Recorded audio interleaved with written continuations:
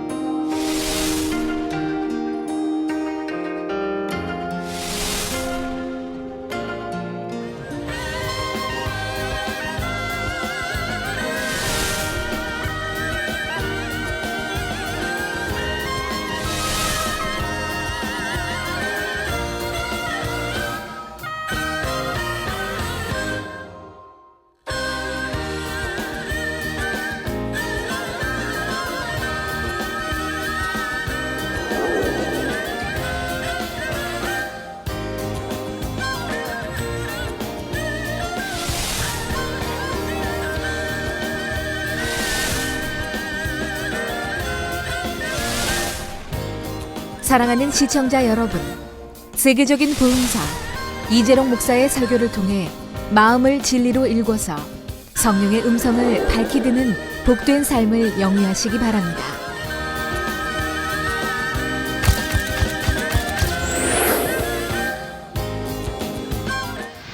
은혜 받으실 말씀을 봉독해 드리겠습니다. 로마서 8장 12절부터 16절 말씀입니다. 그러므로 형제들아, 우리가 빚진 자로 돼 육신에게 져서 육신대로 살 것이 아니니라. 너희가 육신대로 살면 반드시 죽을 것이로되 영으로서 몸의 행실을 죽이면 살리니 무릇 하나님의 영으로 인도함을 받는 그들은 곧 하나님의 아들이라. 너희는 다시 무소하는 종의 영을 받지 아니하였고 양자의 영을 받았으므로 아바 아버지라 부르짖느니라. 성령이 친히 우리 영으로 더불어 우리가 하나님의 자녀인 것을 증거하시나니. 아멘. 사랑하는 성도 여러분, 오늘 말씀드릴 육신의 생각은 의와 틀과 선의 틀에서 비롯되는 육신의 생각입니다. 이런 틀에 대해 예를 들어보겠습니다. 어떤 일꾼이 목자가 양떼를 용서하고 감싸주는 모습에 감동을 받았습니다. 이때 용서하고 이해하는 것이 선이다, 영혼을 갈무리하는 일꾼은 저렇게 해야 한다라는 선의 틀이 만들어졌습니다. 그래서 양떼를 갈무리할 때 자신도 어찌하든 영혼을 용서하고 감싸주려고 합니다. 문제는 이렇게 용서만 해서는 안 되는 상황에서도 똑같은 태도를 취한다는 것입니다.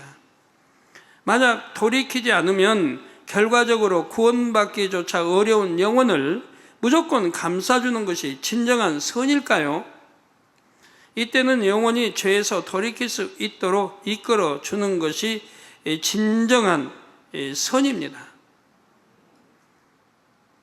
예를 들어서 다윗같이 왕이에요.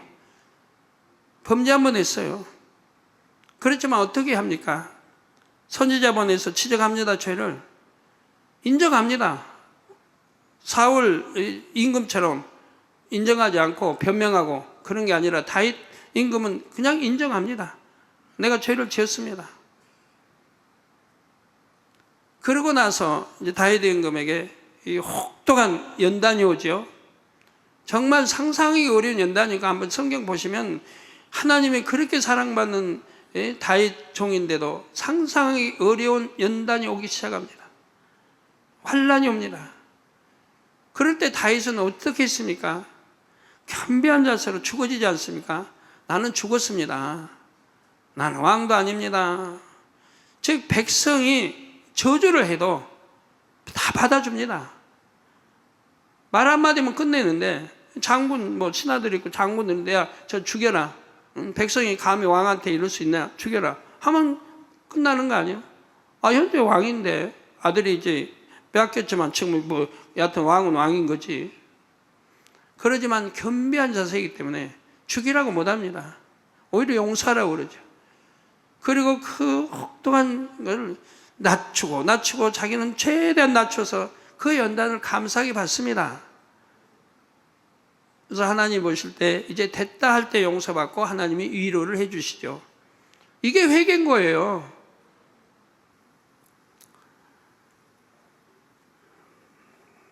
갈라디아서 6장 1절에 보면 형제들아 사람이 만일 무슨 범죄한 일이 드러나거든 신령한 너희는 온유한 심령으로 그러한 자를 바로잡고 내 자신을 돌아보아 너도 시험을 받을까 두려워하라 했습니다. 믿음의 형제가 범죄하면 죄에서 돌이키도록 바로 잡아주는 것이 일꾼의 역할이며 이것이 선이요 사랑입니다. 물론 이렇게 할 때는 어떤 감정도 없이 온유한 심령으로 해야 합니다. 또 지혜로운 사람은 범죄한 사람을 바로 잡아주는 입장에 있다 해도 자신도 함께 돌아보는 겸비한 자세를 가지지요. 그런데 어떤 사람은 범죄한 영혼에게 권면하는 일꾼을 보면 자기 의가 발동합니다. 사랑은 허물을 덮어주는 것 아닌가? 저 일꾼은 사랑이 부족한 것 같다며 자기 의 속에서 그 일꾼을 바라봅니다. 또 어떤 사람은 범죄에 대한 징계로 물질의 어려움을 겪는 사람을 구제합니다. 물론 상대의 믿음에 따라 이렇게 구제하는 것이 그 영혼을 살리는 데 유익한 경우도 있습니다. 반면에 그 영혼이 죄에서 떠나는 것을 오히려 막아버릴 수도 있지요. 이런 구제는 잘못 구제하는 것이고 오히려 그 구제함으로 인해 자기까지도 어려움을 당하게 됩니다. 예를 들어서 참 여 집사님은 충성해요.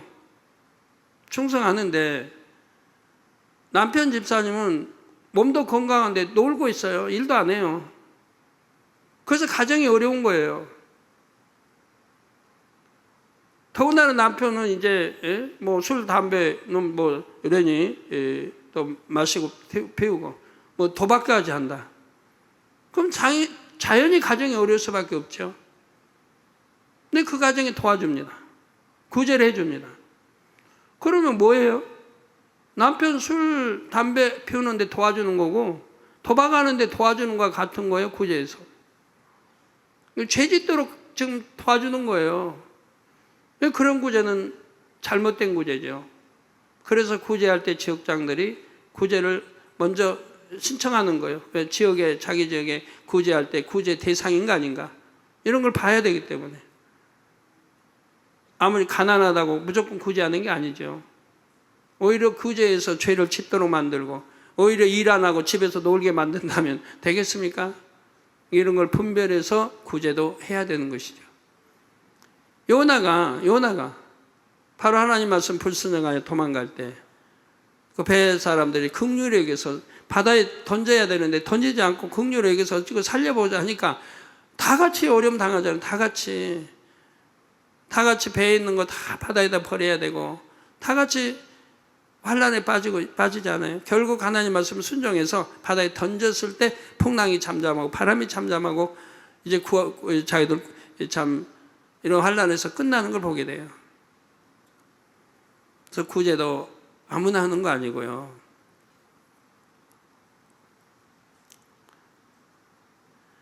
자, 선의 틀에서 나온 육신의 생각 때문에 그 영혼에 대한 하나님의 사랑을 더 깊이 헤아리지 못하는 것입니다. 어떤 일꾼들은 이와 반대로 양떼를 지적하고 고면하는 것이 사랑이고 선이라고 생각합니다. 자신이 맡은 양떼가 말씀대로 살지 못하면 잘 이해하지를 못합니다. 자신은 초신자 때부터 그 정도의 말씀은 지켰기 때문에 다른 사람도 그렇게 할 수 있다고 생각하지요. 또 상대가 버거워해도 믿음의 분량에 넘치도록 계명을 지키도록 가르치고 권면하는 것이 상대에게 유익하다고 생각합니다. 그래서 양떼의 허물을 발견하기라도 하면 용서하고 덮어줘야 하는 상황에서도 즉시 지적하고 권면합니다. 젖 먹는 성도에게 밥을 먹이려고 하지요. 자기 생각의 틀에 갇혀서 그 영혼의 마음이 어떤지 상대의 형편을 살펴주지 못하는 것입니다. 이처럼 자기 경험이나 자기 생각의 한계 안에서 만든 의와 틀은 대부분 하나님의 뜻과 맞지를 않습니다. 자, 그런데도 내가 보기에는 분명히 이것이 선한데, 이것이 의로운데 하면서 자기 주장을 굽히지 않는 사람도 있지요.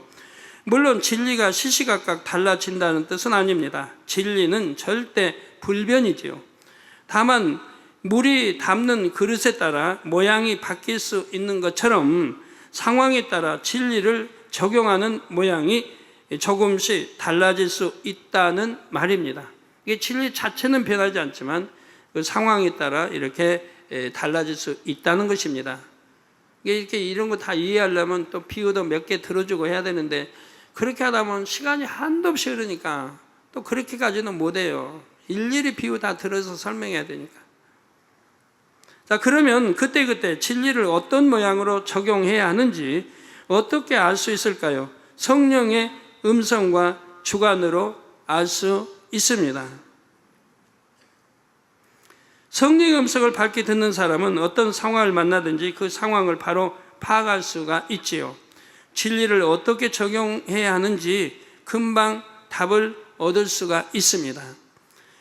육아 경험이 많은 어머니들 중에는 아기 울음소리만 듣고도 아기에게 필요한 것을 바로 알아채는 분들이 있다고 합니다. 배고파서 우는지 안아달라고 우는지 알지요. 이는 육아법만 체득한다고 되는 것은 아닐 것입니다. 아기에 대한 사랑과 관심이 있을 때 가능하지요. 신앙생활이나 사명 감당도 마찬가지입니다. 하나님을 사랑하고 영혼을 사랑하면 그때그때 무엇이 선인지 의로운 것인지 진리를 어떻게 적용해야 하는지 알게 됩니다. 성령께서 가르쳐 주시기 때문이지요. 성도 여러분, 의와 틀에서 나오는 육신의 생각을 깨트리려면 자신을 발견하기 위해 끊임없이 노력해야 합니다. 양심의 악은 물론 본성의 악까지 발견하여 벗어버려야 하지요. 히브리서 10장 22절에 보면 우리가 마음의 뿌림을 받아 양심의 악을 깨닫고, 자, 믿음으로 하나님 말씀을 듣습니다. 또 행합니다. 그래서 마음의 뿌림을 받아 양심의 악을 깨닫고 몸을 맑은 물로 씻었으니, 즉 맑은 물, 즉 하나님의 말씀으로 나를 죄를 씻겨냈다 이 말입니다. 씻었으니 참마음과 온전한 믿음으로 하나님께 나아가자. 우리 주님의 보혈의피를 의지해 바로 이렇게 맑은 물로 죄를 씻어냈습니다. 씻었으니 이제는 참마음, 즉 거짓이 없는 마음, 변개함이 없는 마음, 악이 없는 이런 마음, 선한 마음, 성결의 마음, 이런 참마음과 온전한 믿음으로 하나님께 나아가자. 이 참마음이 되면 온전한 믿음이 돼요. 마음의 비진리 중에는 발견하기가 쉬운 것도 있고 비교적 어려운 것도 있습니다. 양심 속의 악이나 본성 속의 악은 비교적 어려운 편에 속하지요. 이런 악이 있으면 자신이 깨닫지 못하는 사이에 진리의 틀을 만들게 됩니다. 육신의 생각을 하고 싶지 않아도 이 잘못된 진리의 틀에서 육신의 생각이 나오지요. 결국 성령의 음성을 거스르게 됩니다. 따라서 이 양심의 악과 본성의 악을 반드시 벗어버려야 합니다. 양심의 악, 양심에 악이 있나요? 있죠. 벗어버려야 돼요. 본성적 악도 벗어버리고요. 이 두 개념에 대해 이 시간에는 간략하게 설명하도록 하겠습니다.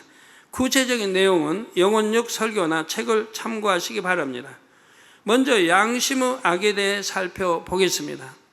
양심은 각 사람의 선악이나 옳고 그름을 판단하는 주관적인 기준입니다. 사람마다 양심이 있고 또 양심이 달라요. 이 양심이기 때문에 이건 선이다, 이건 악이다라고 분간을 하게 된단 말이에요. 사람들은 대부분 자기 양심에 거리끼는 것은 악이고 거리끼지 않는 것은 악이 아니라고 인식하지요. 그런데 양심은 자기 나름대로 만든 것이기 때문에 사람마다 다르고 시대나 지역에 따라서도 달라집니다. 양심은 자기가 만든 거예요. 부모가 준 것도 아니고 자기가 자라면서 만든 거예요. 또 이 양심에조차 비진리가 많이 포함되어 있지요. 세상이 악해질수록 사람들의 양심도 점점 더 비진리에 물들고 악에 대해 무뎌집니다. 그래서 양심은 절대적인 선의 잣대가 될 수가 없지요. 여러분 자신의 양심만 살펴봐도 이를 알 수 있을 것입니다. 주님을 만나기 전의 양심과 지금의 양심을 비교해 보면 많이 달라졌음을 느끼실 것입니다.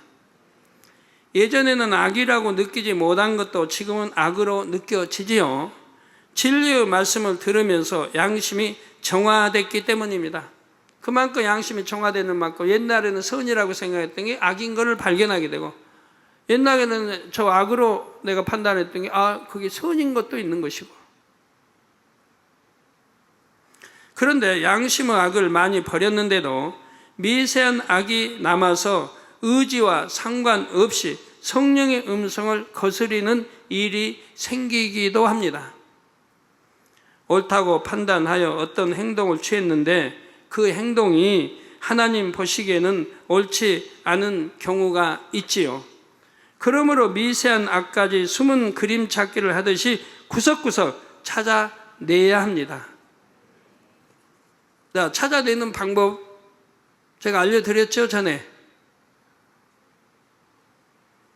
간단하게요. 간단하게 찾는 방법. 미세한 것을 찾으려면, 자, 성령의 9가지 열매 설교를 정독에 들어요.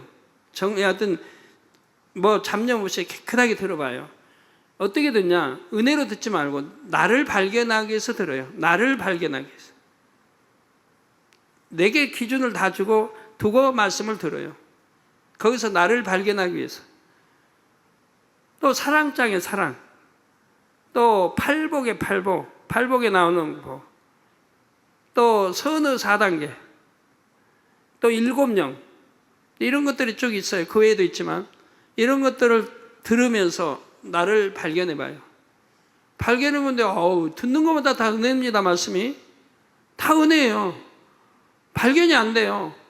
그 말씀 그대로 내가 살고 있는 거예요. 그러면 발견이 안 되면 안 되는 거 없는 거죠. 그런 사람은 영으로 들어갔을 것이고. 그러니까 들으면 발견되는 게 있어요. 그 발견되는 그런 것들을 찾아서 버리면 되죠. 우리 성도님들이 그런 작업 지금 많이 하고 계시지 않습니까?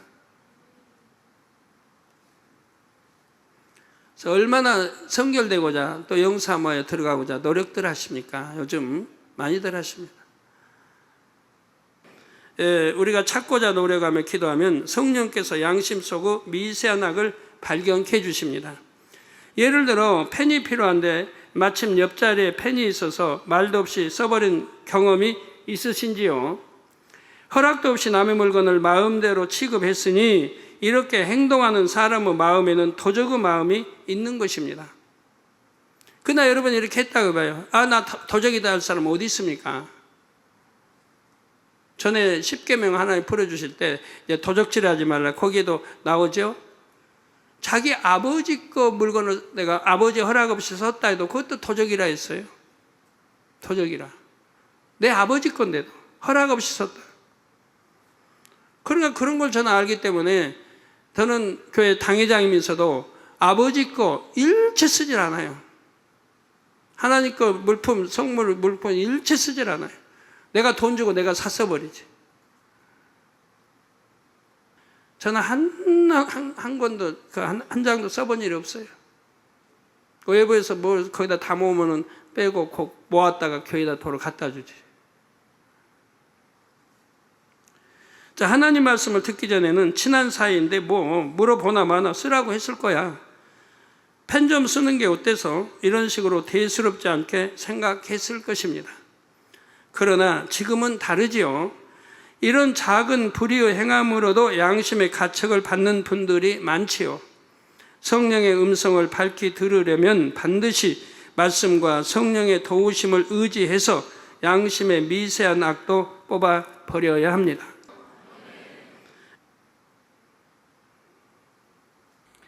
잠언 20장 5절에 사람의 마음에 있는 모략은 깊은 물 같으니라. 그럴지라도 명철한 사람은 그것을 길어내느니라 했습니다. 모략은 전쟁에서의 승리나 성공적인 삶 같은 어떤 목적을 이루는 방법을 얻는 것을 말합니다.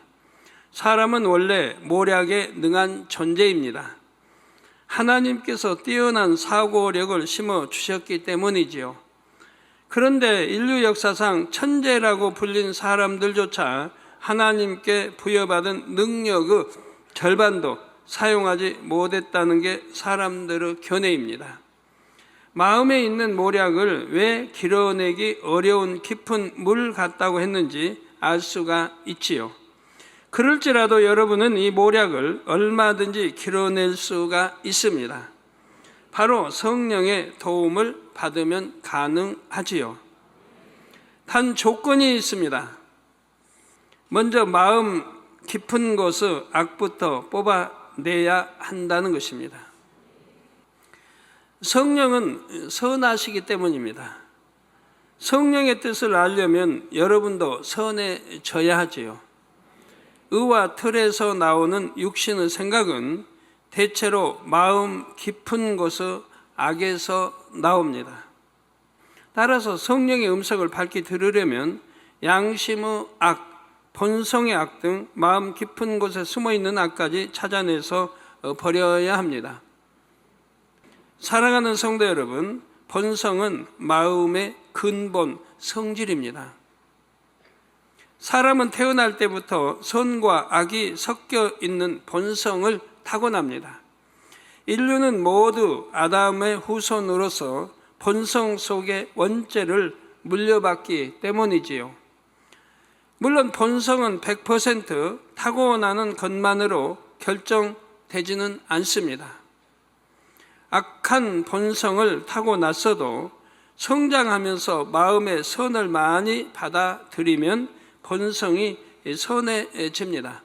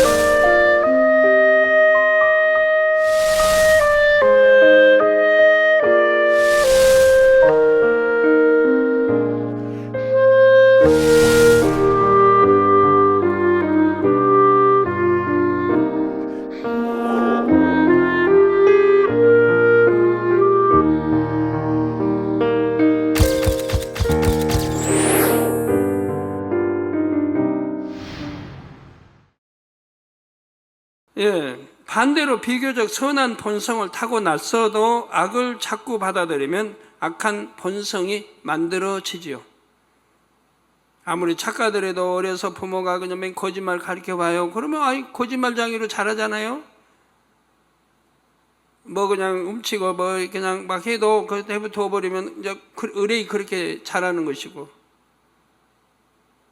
어떤 부모가 자식에게 거짓말 가르치나요? 가르치죠. 여러분들이 가르쳤잖아요, 자녀들. 거짓말 얼마나 많이 가르쳤어요. 나는 자녀들에게 거짓말 안 가르쳐요 하신 분 한번 손 거수해 보세요.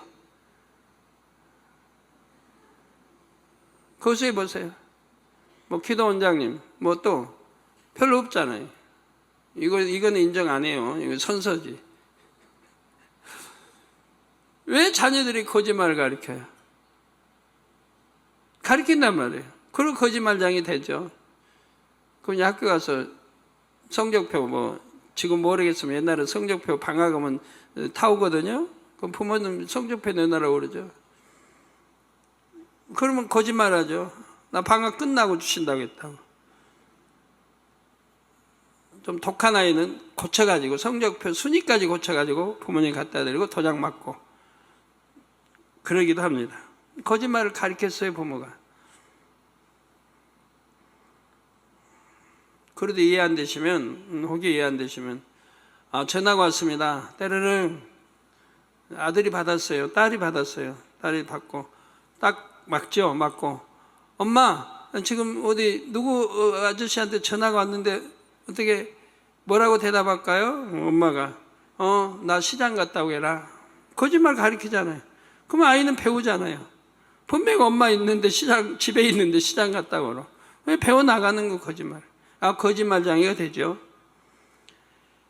그래서 비진리가 담겨지고 이런 선한 마음도 악으로 이렇게 변화되는 거죠. 본성 속의 악은 양심의 악보다 더 깊습니다. 그래서 발견하기가 더 어렵습니다. 본성은 땅의 성질, 곧 토질에 비유할 수가 있습니다. 잡초와 돌멩이를 제거하고 질서 정연하게 작물을 심어 놓은 밭은 그냥 봐서는 토질이 좋은지 나쁜지 분간하기 어렵습니다. 이와 마찬가지로 명백한 비진리를 걷어내고 양심의 악도 뽑아내면 악의 모양이 잘 보이지를 않습니다. 웬만해서는 겉으로 드러나지 않지요. 그런데 이 본성의 악이 있음으로 인해 자기도 모르게 육신의 생각을 하게 된다는 사실입니다. 욥이 본성의 악을 버리는 과정을 살펴보면 이를 잘 알 수가 있습니다. 하나님께서는 사단에게 욥을 자랑하십니다. 순전하고 정직하여 악에서 떠난 세상에 둘도 없는 자라고 말씀하셨지요. 이 말씀대로 욥은 행위적으로는 하나님의 뜻에 거치는 것이 전혀 없었지요. 그런데 이런 욥에게도 육신의 생각이 있었습니다. 예를 들어 욥은 자녀들이 잔치를 열어 즐기기라도 하면 죄를 범했을까 봐 자녀들을 불러다가 번제를 드렸습니다. 성경은 욥의 행사가 항상 이러하였더라고 기록합니다. 다 옳은 행실이지요. 어떤 죄의 담도 만들지 않고 하나님과 화목하려는 욥의 행위는 참으로 순전합니다. 자녀들도 하나님과 화목하게 이런 욥이라 이 말이에요. 그런데 이 행위 이면에는 하나님에 대한 두려움이 있었습니다. 욥은 죄인을 징계하시는 하나님을 두려워했지요. 사랑은 두려움을 내어 쫓는다 했습니다. 욥이 징계를 받을까 봐 두려워했다는 것은 욥의 마음에 온전한 사랑을 이루지 못했다는 증거이지요. 저는 아버지 하나님을 정말 한 번도 두려워해 본 적 없어요. 초신자 때부터 두려워해 본 적이 없어요. 근데 아버지 함부로 합니까? 아버지 누구보다도 경외해요. 우리 교회 성전 안에서 아버지에 관한 어떠한 것도 저는 만지지 않아요. 전에도 말씀드리지만 성전에 사용하는 봉투 하나 저는 사용해 본 일이 없고 전화 하나 사사로이 써본 일이 없어요. 그러지만 제가 아버지 두려워서 그러나요? 전 누구보다도 아버지 하나님 사랑하고 합니다. 두렵진 않아요. 하나 두려운 건 없어요. 사랑만 있지. 왜요? 내가 하나님 아버지 말씀대로 사니까 두려움이 없는 거예요. 그 사랑만 있는 거예요. 아버지 사랑하고 아버지도 저를 100% 사랑한다는 걸 제 자신이 100% 믿어요. 그러니까 무엇이나 자신이 있는 거죠. 어딜 가나 원수마귀 아무리 역사해도 조금도 두려워할 것이 없는 거죠. 왜? 만군의 왕 하나님이 나 지키시고 천군 천사가 지켜준다는 것을 100% 믿기 때문에 아무 두려움이 없는 거예요. 어딜 가나.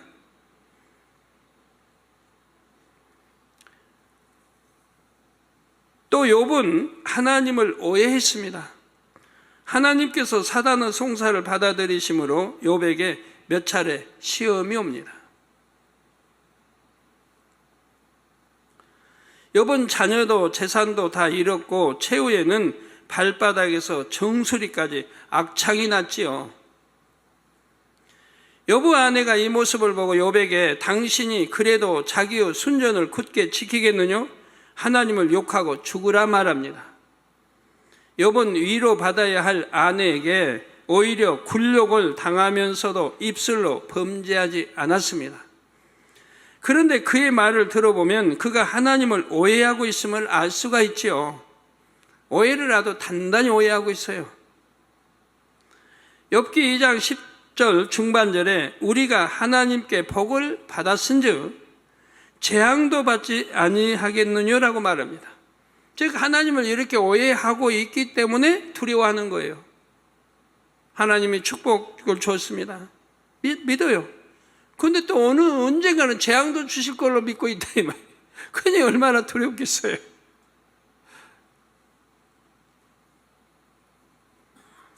이것이 진리에 맞는 생각입니까? 아니지요. 잠언서 10장 22절에 여호와께서 복을 주심으로 사람으로 부하게 하시고, 여러분 부한 것도 부자 되고 여하튼 이런 것도 하나님이 복을 주셔도 된다 이 말이에요. 신명기 28장에 어떻게 하면 부해지는지 부자 되는지 나와 있잖아요. 우리 장로님들, 우리 남성노님들 신명기 28장 외에도 성경 곳곳에 어떻게 하면 부자가 되는지 잘 나와 있습니다. 들어가도 복 받고 나가도 복 받고 꾸어는 줘도 꾸지는 않네. 머리 되는 축복. 부유와 어떻게 하면 그렇게 부유해진다, 어떻게 하면 그렇게 축복이 된다 라고 성경에 다 나와 있고 그대로 순종하면 그대로 되는 거예요.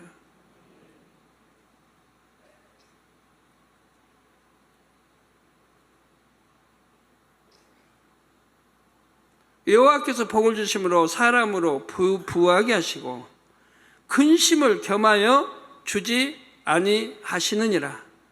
하나님이 복도 주시고 근심도 주신다고 하면 그 복이라고 할 수 없습니다. 왜? 근심하면 행복하다고 할 수가 없어요. 내가 아무리 부할지라도 염려, 근심하고 살면 행복할 수가 없어요. 차라리 가난하고라도 근심, 걱정 없는 것이 행복한 거죠. 그러니까 가난하라는 거 아니에요. 부유해지고 그리고 근심 걱정하지 않고 살면 얼마나 좋습니까? 부유해지면서 근심 걱정하지 않으면 그게 축복이죠. 가난하고 근심 걱정하지 말라는 게 아니고 부유해지고 그리고 근심 걱정하지 않고 살면 얼마나 축복이에요. 저처럼 말이에요.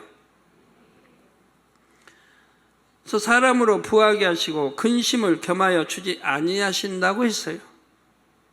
그런데 욥은 하나님께 복을 받았은즉 재앙도 받는다고 이렇게 잘못 하나님을 오해하고 있으니까 하나님을 두려워한다 이 말이에요. 사람으로 부하게 하시고 근심을 겸하여 주지 아니하신다. 하나님은 복받을 사람에게 복을 주시되 재앙을 겸해 주시는 분이 아니지요. 자녀들에게 좋은 것만 주시는 분입니다.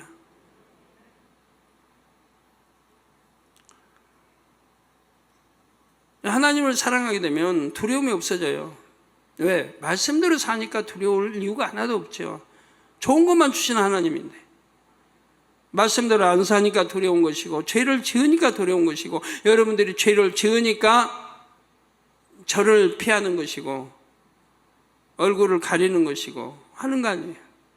붙잡고 잘 나오다가 멀어지는 것이고 그리고 두려워하고 두려워할 이유는 하나도 없는데 물론 두려워도 안 하면 마구 그냥 죄 짓고도 당장님 사랑해요 하면 그것도 안 되죠. 재앙은 원수 마귀 사단이 가져다 줍니다. 욥에게 임한 재앙도 모두 사단이 준 것입니다. 만약 욥처럼 육신의 생각을 하는 일꾼이 범죄한 영혼을 상담해 준다고 상상해 보십시오. 하나님을 두려운 하나님으로 심어주어서 오히려 하나님과 멀어지게 할 수도 있지 않겠습니까? 그러면 이 본성 속의 악은 어떻게 발견할 수 있을까요? 바로 연단을 통해 발견할 수가 있습니다. 욥도 혹독한 연단을 통해 본성 속의 악을 깨달았습니다. 물론 이게 연단이 아니고 만약에 본성 속의 악을 욥은 깨달았다면 바로 버렸을 겁니다. 바로 순종하고 버렸을 거예요. 근데 지금 깨닫지를 못하기 때문에 못 버린 거고, 그래서 연단이 온 거예요. 연단 오지 않고도 버릴 수 있다면 얼마나 좋아요? 연단을 통해 본성 속의 악을 벗고 하나님과 참된 화목을 이루었지요.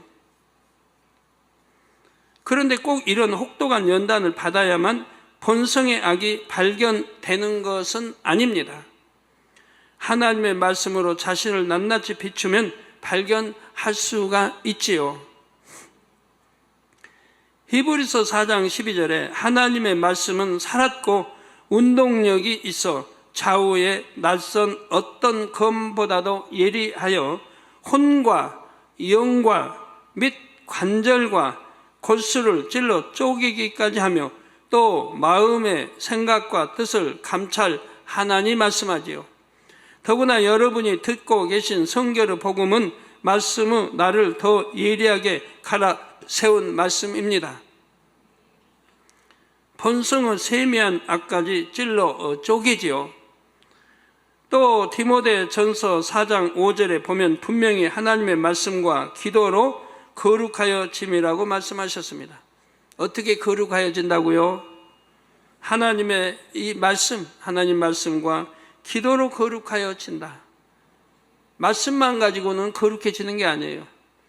기도가 있어야 돼요. 기도만 가지고는 거룩해지는 게 아니에요. 말씀이 있어야 돼요. 그래서 말씀과 기도로 거룩하여진다. 한 가지 빠지면 안 돼요. 왜? 내가 기도 불같이 한다고 거룩해져요? 말씀을 모르는데. 내가 어떻게 악이고 뭐 죄고 해서 모르는데 어떻게 거룩해져요? 모르는데. 그러니까 말씀도 알아야 돼요. 말씀도 듣고 알아야 돼요. 그 말씀만 듣고 하는데 기도 안 해봐요. 버릴 능력이 없는데요. 버릴 능력이 없어요. 기도해야 성령이 감동으로 버릴 힘이 오고 내 의지와 함께 합쳐서 그리고 하나님의 은혜 주셔가지고 버릴 수 있는 거죠. 그래서 거룩하여지는 것도 말씀과 기도로 거룩해진다 이 말입니다. 그러므로 말씀과 기도로 자신을 조명하여 본성 속의 악을 발견하여 버리시기를 바랍니다. 나는 특별히 어떤 죄는 짓는 것 같지 않은데 뭔가 마음이 답답하다는 분이 계십니까? 본성 속의 악이 그 원인일 수가 있습니다. 아니면 이전에 지은 죄를 회개했다고 하나 이 회개가 온전히 되지 않은 경우, 하나님 회개해서 하나님과 담이 헐어져야 되는데 온전한 회개가 아니어서 담이 헐어지지 않은 경우, 그런 경우는 내 마음에 항상 충만함과 기쁨이 임할 수는 없죠. 순간에 임할 수는 있어요. 불같이 기도하면 그때는 임할 수 있지만 또 거둬진다 이 말이에요. 죄의 담이 있기 때문에. 자신의 마음이 참 평안이 없다면 육신의 생각을 하고 있다는 뜻이지요. 여러분 육신의 생각할 때 평안 없죠. 육신의 생각이 없을 때 평안도 하지 육신의 생각이 있어봐야 평안하지 않지. 괜히 남보고 판단하고 정진하고 그러니 평안해요? 시기하고 질투하고 평안할 리가 없잖아요. 그래서 자신의 마음에 참 평안이 없다면 육신의 생각을 하고 있다는 뜻이고요. 불같이 기도해서 성령의 조명을 받아 본성의 악까지 버리는 복된 하나님의 자녀가 되시기를 바랍니다. 사랑하는 성도 여러분, 이제 육신의 생각과 순종의 관계에 대해 살펴보겠습니다. 육신의 생각을 깨트려야만 성령의 음성이나 주관에 순종할 수가 있습니다. 역으로 성령의 음성에 순종하면 아직 남아있는 육신의 생각이 깨어지기도 합니다. 성령의 음성에 순종하면 사람의 생각을 초월하여 역사하시는 하나님을 만나고 체험할 수가 있습니다. 갖가지 문제를 해결받을 수도 있고 소원이 응답될 수도 있습니다. 하나님의 능력을 힘입어 하나님 나라를 크게 이룰 수도 있지요. 이런 체험들을 통해 육신의 생각이 깨어집니다. 순종은 이처럼 영혼이 잘되고 범사가 잘되는 일석이조의 복을 안겨줍니다. 성경은 이렇게 성령의 음성 또는 하나님 말씀이나 주님 말씀에 순종하여 복을 받은 사람들을 소개합니다. 예수님의 수제자 베드로도 그 중 한 사람이지요. 베드로는 자기가 매우 강한 사람이었지만, 자기가 매우 강한 사람이었지만 예수님께 순종의 훈련을 받은 결과 죽기까지 순종하는 사람으로 변화되었습니다. 가는 곳마다 성령의 역사를 베풀며 수많은 사람에게 복음을 전했습니다. 이 시간에는 베드로가 육신의 생각을 깨트리고 순종했을 때 어떤 축복을 받았는지, 또 어떤 과정을 통해 육신의 생각이 깨어졌는지 소개해 드리겠습니다. 지금까지 설명드린 육신의 생각 단계를 토대로 잘 이해하셔서 큰 깨달음을 얻으시기를 바랍니다. 또한 이 시간 나도 변화될 수 있다는 소망이 더해지길 바랍니다. 베드로는 이스라엘에서도 변두리에 위치한 갈릴리 호수에서 고기를 잡는 어부였습니다. 그 당시 유대인들은 오랜 세월 동안 이방인의 압제에 시달렸습니다.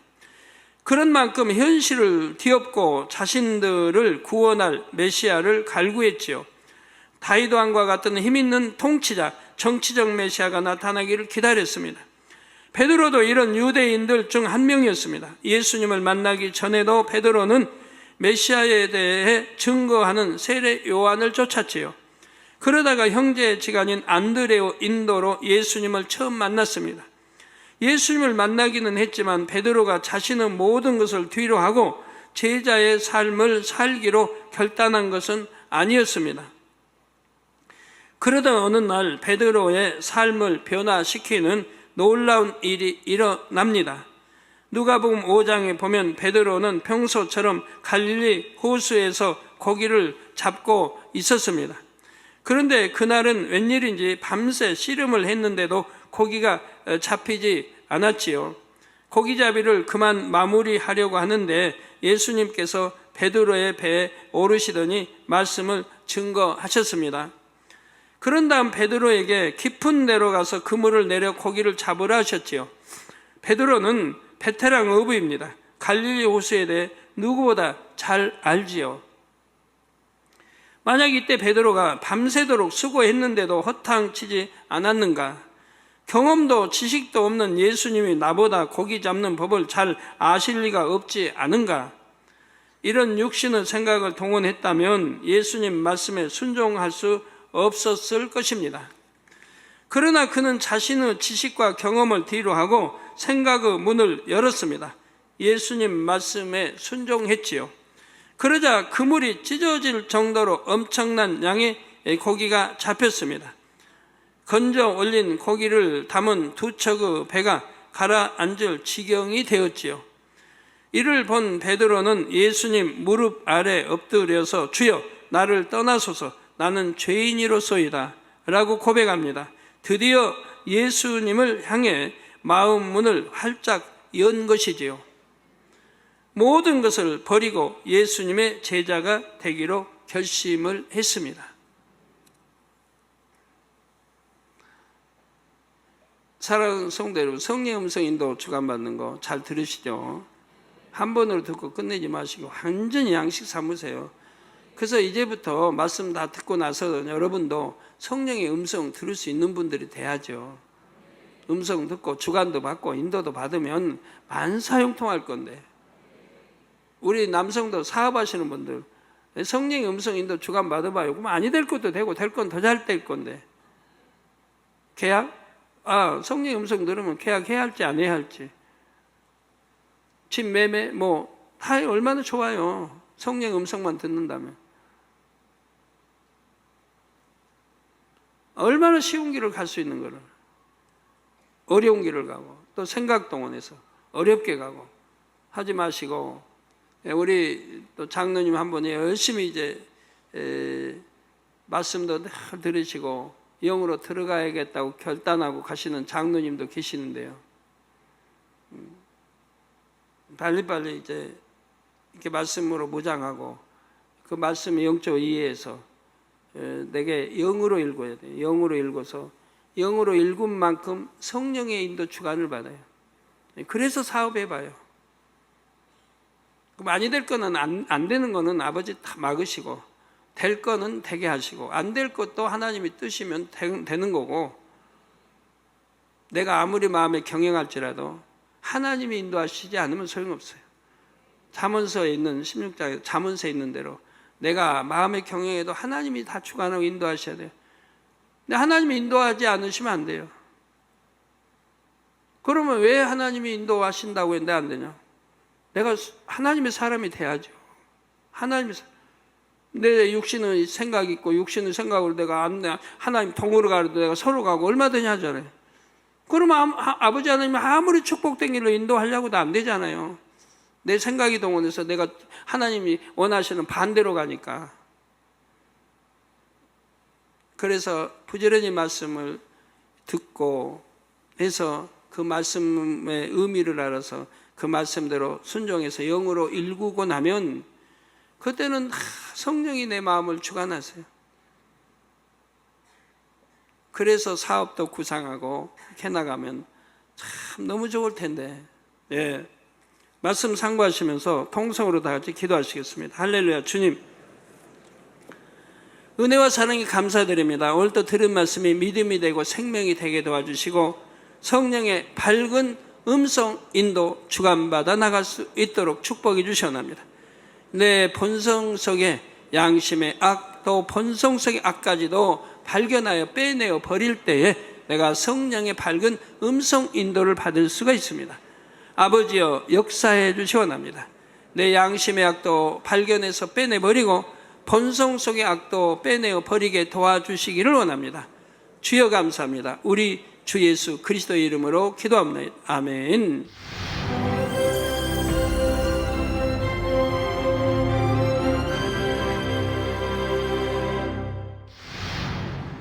할렐루야. 전능하신 사랑의 아버지 하나님, 이 시간 기도받는 모든 성도님들 위해 안수하여 주옵소서. GCN과 만민TV, 인터넷과 화상을 통해 기도받는 지교회와 지성전, 그리고 전 세계 하나님의 자녀들 위에도 시공간을 초월하여 역사하여 주시기를 원합니다. 믿어지는 믿음을 주시고 부정적인 생각과 의심의 세력을 물리쳐 주옵시며 모든 시험 환난도 물리쳐 주옵소서. 머리부터 발끝까지 오장육부 뼈 마디마디 온몸의 신경 조직 세포 등 아픈 곳마다 성령의 불로 태우시고 근본의 빛으로 역사하여 주옵소서. 예수 그리스도의 이름으로 명하노니 원수마귀 사단 모든 질병 균 연약함아 물러가라. 빛이여 임하라. 모든 불치 난치병도 성령의 불로 태워 깨끗게 하여 주옵소서. 말라리아를 비롯한 모든 풍토병도 물리쳐 주옵소서. 신종 플루를 비롯한 모든 신종 질병과 변종은 물러가라. 깨끗함을 입을 지어다.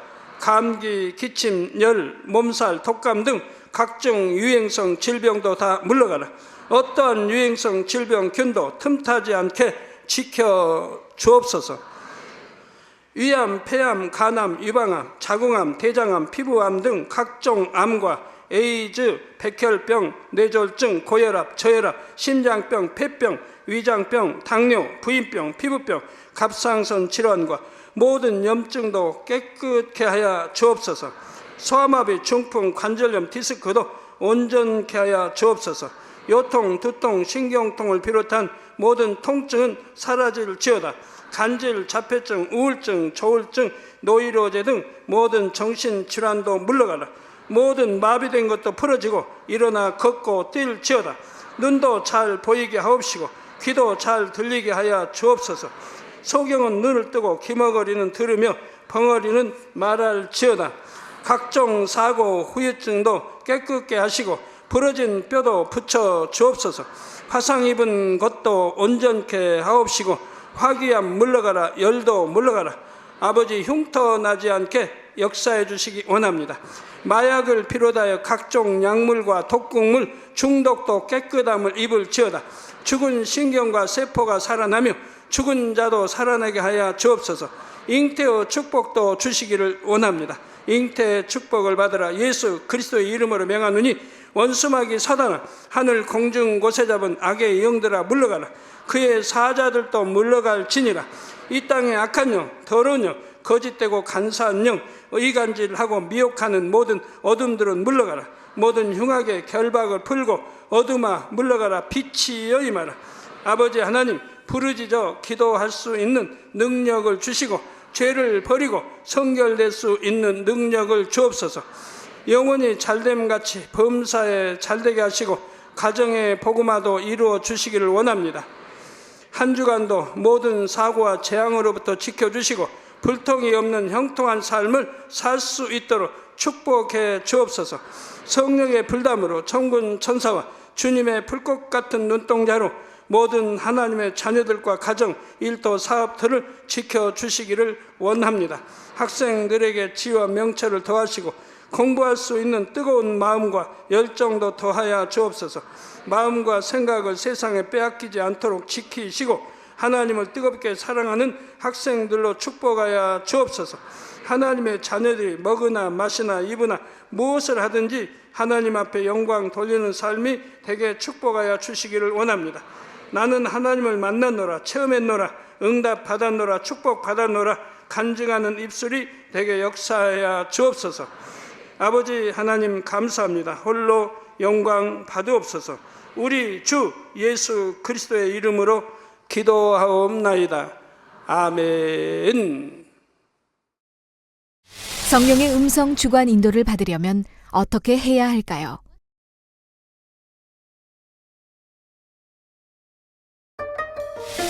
하나님의 뜻을 아시는 성령은 우리 마음을 성전 삼아 마음 안에 거하십니다.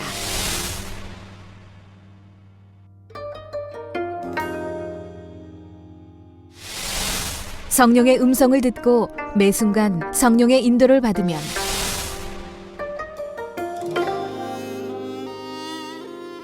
범사에 형통하고 어떤 길이든 쉽게 갈 수 있습니다. 사랑하는 시청자 여러분, 세계적인 부흥사 이재롱 목사의 설교를 통해 성령의 음성과 주관에 늘 순종하여 늘 성령의 인도를 받는 복된 삶을 영위하시기 바랍니다. 오늘 말씀 본문을 통해 여러분을 향한 하나님의 뜻을 묵상해 보시겠습니다.